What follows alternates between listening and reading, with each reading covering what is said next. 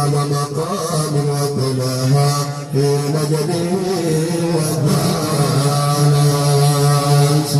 زوج اللسان ويحار في باطن ما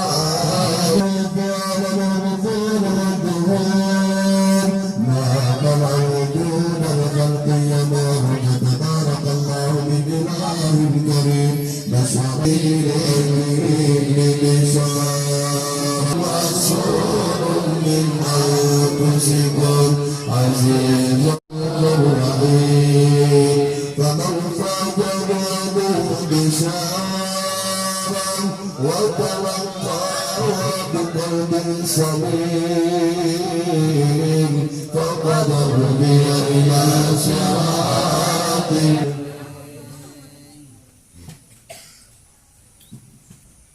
اللهم صل وسلم وبارك عليه وعلى آله وأشهد أن لا إله إلا الله وحده لا شريك له شهادة يدرك بها اللسان عما تقدمه تثبت بها في صدوره من الإيمان كواعده وكله على آيته من سر ذلك الإسعاد صلى الله وصلى على سيدنا محمد عبد الصادق في قوله وفعله ومبلغ عن الله تثبت بها في صدوره من الإيمان كواعده وكله على آيته من سر ذلك الإسعاد صلى الله وصلى على سيدنا محمد عبد الصادق في قوله وفعله ومبلغ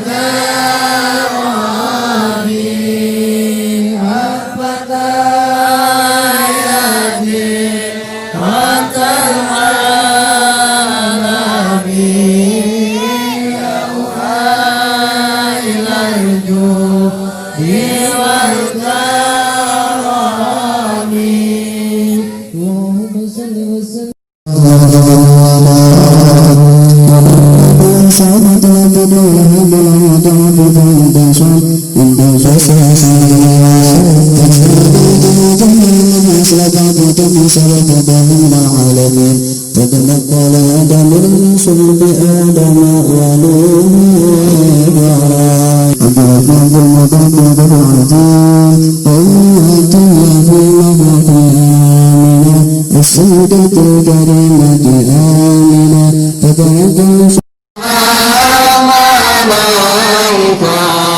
ورسول سلام عليك يا حبيب الله عليك أقول ربي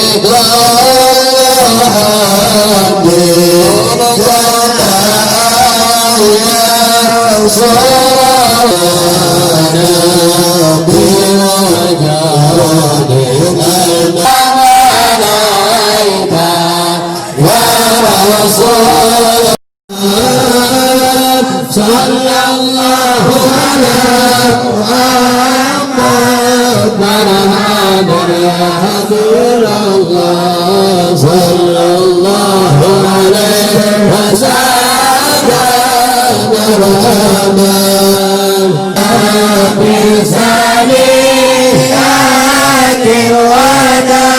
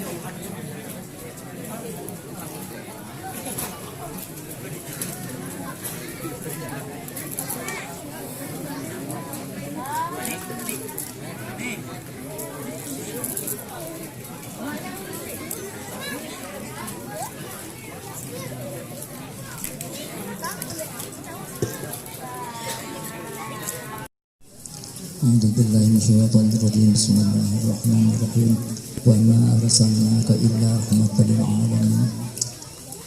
قال النبي صلى الله عليه وسلم إنما بعثت لأتمم مكارم الأخلاق والحديث. قال بخير رحمة الله بن هو الحبيب الذي ترجى شفاعته بكل هول من الأهوال المقتحم. مولاي صل وسلم دائما المستقيم وعلى آله وصحبه حق قدره ومقداره العظيم. أما بعد، فقد قال الله تعالى في القرآن الكريم وهو أصدق القائلين تبركا بذكره: أعوذ بالله من الشيطان الرجيم بسم الله الرحمن الرحيم. لقد من الله على المؤمنين إذ بعث فيهم رسولا من أنفسهم يتلو عليهم آياته ويزكيهم ويعلمهم الكتاب والحكمة وإن كانوا من قبل لفي ضلال مبين. وقال النبي صلى الله عليه وسلم: سيأتي من بعدي أمراء ومن دخل عليهم وصدق بكذبهم وعان على ظلمهم فليس مني ولست منه ولا يرد علي الحوض.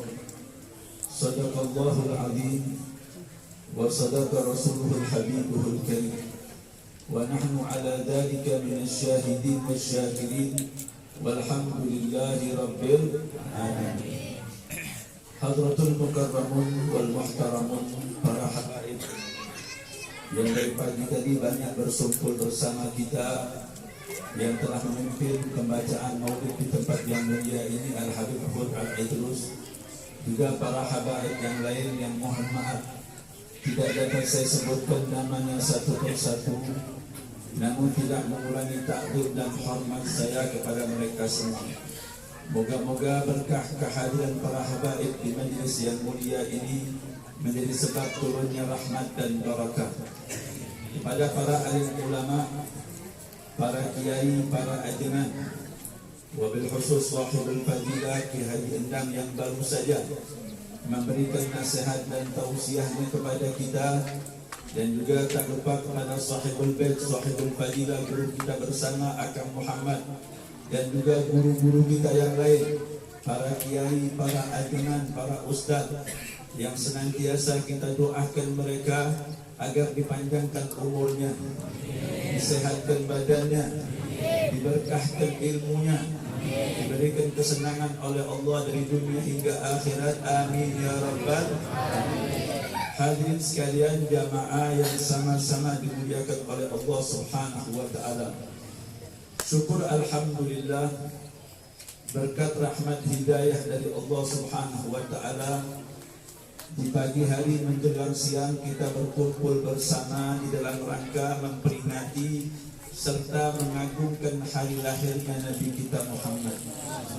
Salawat dan salam senantiasa kita curahkan untuk beliau, untuk keluarga beliau, sahabat-sahabat beliau, serta pengikut-pengikut setia beliau sampai datangnya hari kiamat. Moga-moga berkah salawat dan salam yang selalu kita lantunkan dan kita curahkan untuk beliau menjadi wasilah kita nanti di hari kiamat. Kita akan mendapatkan syafaat daripada baginda Rasulullah sallallahu alaihi wasallam oleh ulama-ulama sebelum kita, kecuali hal-hal tersebut ada dasar di Al-Quran ataupun sunnah Nabi kita Muhammad. Kita yakin tidak ada amalan salaf, tidak ada amalan yang dilakukan oleh guru-guru kita terdahulu yang tidak ada dalilnya. Tapi kadang-kadang kita sebagai mustami' hanya diperintahkan untuk mengikuti. Kita tahu apapun yang dicontohkan oleh ulama yang istiqomah tentu tidak pernah keluar daripada Al-Quran juga sunnah baginda Rasulullah. Maka kalau ada paham yang mengatakan maulid ini tidak ada dalilnya, tentu paham tersebut harus kita betulkan itu paham. Karena itu paham salah. Karena sebagian orang berpendapat bahwasanya segala sesuatu yang tidak dilakukan oleh Nabi, tidak dilakukan oleh sahabat, didirikan oleh baginda Rasulullah di saat Nabi Muhammad datang ke kota Madinah. Sebelum Nabi bangun Masjid Nabawi, Nabi bangun masjid namanya Masjid Quba. Jaraknya Masjid Quba dengan Masjid Nabawi itu kurang lebih 7 kilo. Ini masjid yang luar biasa, berkahnya luar biasa. Maka Nabi mengatakan siapa yang pergi dari rumahnya dengan saat itu dengan berwudu, lalu dia melaksanakan sholat 2 rakaat di Masjid Quba, maka pahalanya seperti orang yang melaksanakan haji dan umroh. Ini masjid didirikan oleh baginda Rasulullah. Setelah Nabi Muhammad mendirikan Masjid Nabawi, Nabi Muhammad dan para sahabatnya tidak lagi sholat di Masjid Quba, tapi baginda Rasulullah sholatnya di Masjid Nabawi. Tapi di Masjid Quba ada seorang sahabat Nabi yang ditunjuk oleh baginda Rasulullah untuk menjadi imam di Masjid Quba. Kemudian ini kita memperingati perayaan baginda Rasulullah. Tujuannya kita ngagungkan Nabi supaya mahabbah kita tambah sama Nabi Muhammad, supaya kita baca selawat terus sama Nabi. Setelah baca selawat, berjuang sedikit-sedikit melaksanakan sunnah Nabi. Sunnah yang remeh-remeh aja, yang gampang-gampang banyak. Sunnah kita masuk masjid, sunnah kita pakai siwak, semua itu yang harus kita hidupkan. Orang kalau melaksanakan sunnah Nabi itu alamat dia cinta kepada baginda Rasulullah. Mudah-mudahan kita yang berkumpul di majlis yang mulia ini semuanya mendapatkan keberkahan. Apa yang sudah kita korbankan, waktu kita, harta kita untuk sampai ke tempat ini, mudah-mudahan jadi amal ibadah yang pahalanya dilipat gandakan oleh Allah Subhanahu wa ta'ala. Jadi artinya banyak sekali contoh-contoh yang tidak dilakukan oleh Nabi Muhammad, dilakukan oleh sahabat Rasulullah, tapi Rasulullah tidak menegurnya. Saya contohkan satu lagi, biar kita paham. Dulu ada sahabat namanya Abu Israil. Ini Abu Israil ini dia bernadar. Orang nadar itu boleh Pak, ya. Kalau nadar kita punya hajat, kita bernadar kepada Allah. Nanti kalau hajatnya dikabul, maka nadarnya wajib untuk dilaksanakan. Misalnya saya bernadar, nanti kalau saya Cang, dapat gimana Cang? uang, Gimana saya bernadar di mau layarnya ngasih di iya Ustaz meh awet seekor sapi. Maka begitu uangnya datang atau kita nadar, ini tanah saya kalau laku, saya bernadar pokoknya kalau tanah ini laku mau bikinin Ustaz ajangan majelis, maka begitu tanahnya laku, maka nadar itu wajib untuk dilaksanakan. Maka ada sahabat yang bernadarnya aneh. Orang itu boleh bernadar dengan sesuatu yang baik, enggak boleh bernadar dengan sesuatu yang tidak baik. Misalnya saya kalau laku tanah ini siang bolong mau tidur di tengah aspal, akhirnya tanahnya laku, orangnya mati, betul apa? Abdi mah lamun tanah abdi laku ya, pokoknya arek nadar, arek lompat dari masjid tingkat 2. Begitu tanahnya laku lompat, tanahnya belum dibayar orang, dianya udah masuk kubur duluan. Artinya orang boleh bernadar dengan sesuatu yang dibolehkan dalam agama. Maka Abu Israil ini dia bernadar dengan 3 hal. Kalau hajatnya kabul, aku bernadar 3 hal. Apa hajatnya yang pertama? Yang pertama, dia mengatakan saya akan berpuasa di hari tersebut. Mau puasa 1 hari. Yang kedua, saya akan berdiri dan tidak mau duduk selama 1 hari. Dan yang ketiga, saya mau berdirinya di terik matahari. Jadi nggak mau bertutup-tutup, berdirinya di tempat yang terbuka. Akhirnya rupanya hajatnya dikabulkan oleh Allah. Pada hari itu dia mau melaksanakan nadarnya. Nabi lewat di depan dia. Salah satu nadarnya juga dia mengatakan dia tidak mau bicara. Nggak mau bicara 1 hari. Jadi nadarnya 3. Yang pertama mau puasa, yang kedua nggak mau ngomong 1 hari, dan yang ketiga mau berdiri di bawah terik matahari. Begitu Nabi Muhammad lewat, Nabi Muhammad mengucapkan salam, ini sahabat nggak menjawab para hadirin. Karena kan dia nggak melaksanakan nadarnya. Nabi assalamualaikum, dia diam aja. Akhirnya Rasulullah lewat.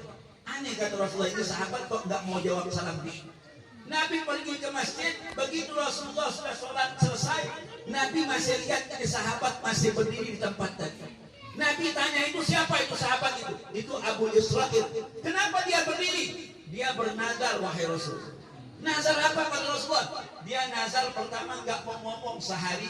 Yang kedua dia nggak mau berduduk, mau berdiri di bawah terik matahari. Dan yang ketiga dia mau berpuasa. Nabi bilang sama dia, kalau dia tekanlah, suruh dia bicara, nggak boleh nadar, nggak mau ngomong. Yang kedua suruh dia duduk, nanti lama-lama dia berdiri nanti sakit kata baginda Rasulullah. Tapi puasanya falyasum, maka lanjutkan puasanya, jangan dibatalkan oleh baginda Rasul. Artinya ada hal yang dilakukan sahabat kalau betul dibetulkan Nabi, kalau salah disalahkan. Maka dari ini orang baru tahu, oh berarti tidak semua yang tidak dicontohkan Nabi itu bid'ah dhalalah. Makanya sahabat membagi, ada bid'ah hasanah, ada bid'ah sayyi'ah. Apa itu bid'ah hasanah? Bid'ah yang diadakan setelah Nabi Muhammad tapi tidak keluar dari Al-Quran juga sunnah baginda Rasulullah. Ada sesuatu yang baru Nabi nggak melaksanakan, tapi nggak bertentangan dengan Al-Quran, nggak bertentangan dengan hadis Nabi, itu namanya bid'ah hasanah. Ada sesuatu yang baru tapi bertentangan dengan Al-Quran, bertentangan dengan hadis baginda Rasulullah, maka itu yang disebut dengan bid'ah sayyi'ah, bid'ah dhalalah. Orang yang melaksanakan bid'ah hasanah dia dapat pahala, dan orang yang melaksanakan bid'ah dhalalah dia bisa masuk neraka per hari. Maka saya katakan bahwa seperti perayaan Maulid baginda Rasulullah, walaupun Nabi Muhammad tidak pernah mengumpulkan atau sahabat nggak pernah bikin maulidan seperti kita, tapi kalau isyarah Nabi maulidan itu ada. Nabi ditanya oleh sahabatnya anis shaumi yaumil itsnin. Rasulullah, kenapa kau kalau hari Senin suka berpuasa? Nabi jawabnya pendek, fihi wulidtu. Ini hari Senin, hari lahirku, kata baginda Rasulullah. Artinya Nabi tidak secara langsung sudah memperingati maulid baginda Rasulullah, bahkan memperingati maulidnya setiap minggu satu kali baginda Rasulullah. Perayaan maulid yang dirayakan oleh mayoritas umat Islam ini banyak mengandung kemaslahatan, banyak mengandung kebaikan perhatian. Karena kita tahu zaman dahulu awal sejarah dirayakan maulid tidak lain tujuannya apa? Tujuannya untuk kompres jadi kekuatan kurang aja umat di Islam. Jadi kalau orang maulidan itu kayak 10 menit. yang pertama dia diceritakan kembali tentang sejarah baginda Rasulullah. Kita dengar kembali bagaimana kemuliaan yang Allah Subhanahu wa ta'ala berikan kepada Nabi kita Muhammad.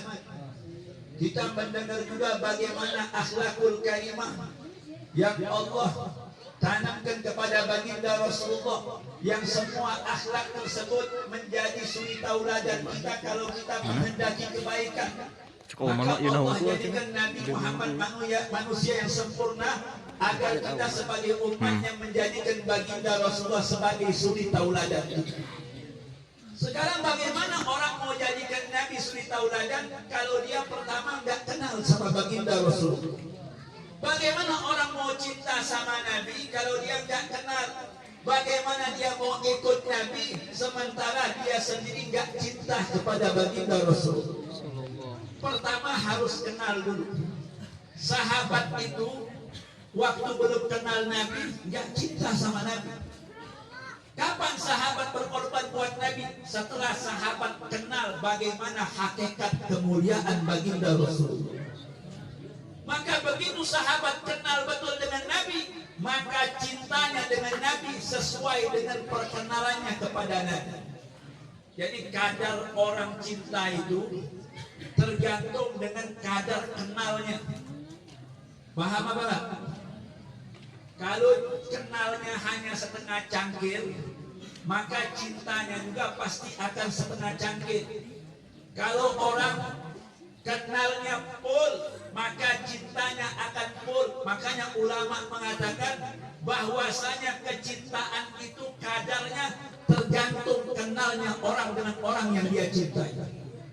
Sahabat Nabi kenal betul dengan baginda Rasulullah, sehingga cintanya sahabat, kemuliaan sahabat terhadap baginda Rasulullah nggak ada yang bisa nandingin para hadirin. Karena apa? Karena kita cinta betul.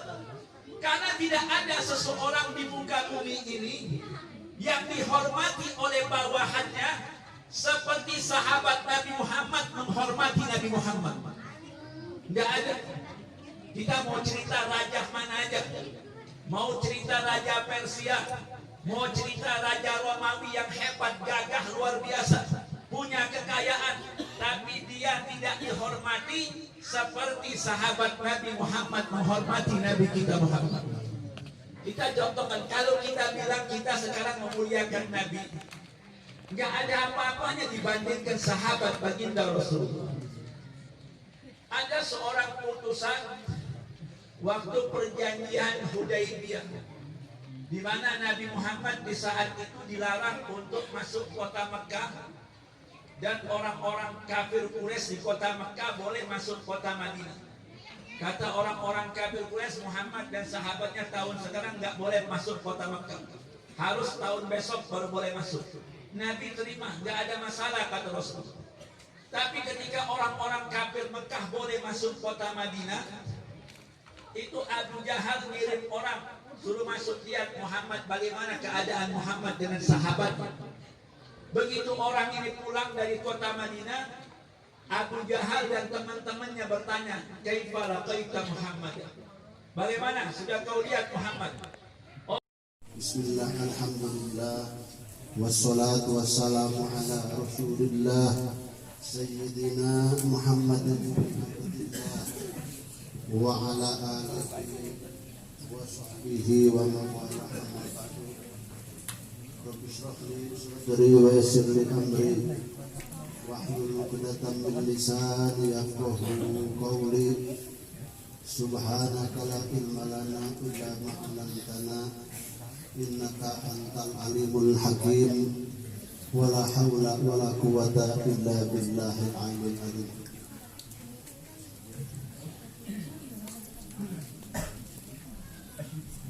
Kurang niatan muludan, kurang maca sakit mudah. Maulaya sholli wa sallim